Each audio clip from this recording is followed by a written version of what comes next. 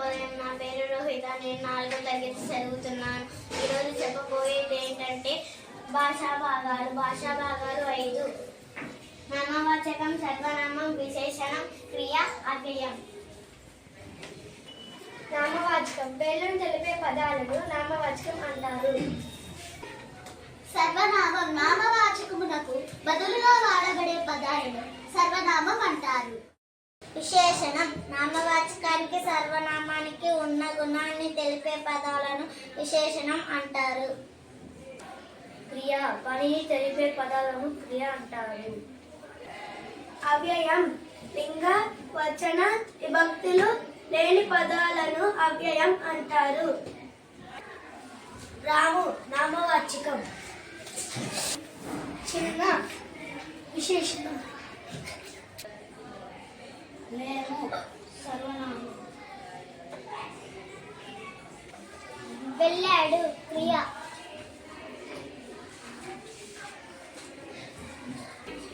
దానిమ్మ నామవాచకం. అది సర్వనామం. అయ్యో అవ్యయం. తెలంగాణ నామవాచకం. ఇది సర్వనామం. రోయి అవ్యయం.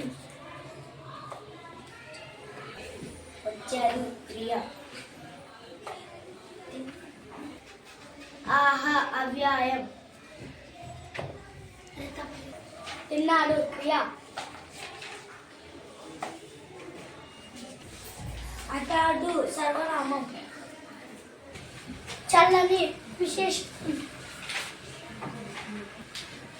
ఆమె సర్వనామం.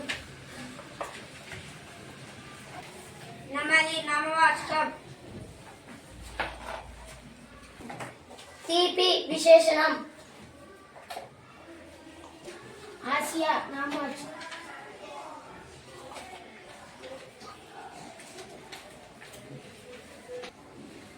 ధన్యవాదాలు.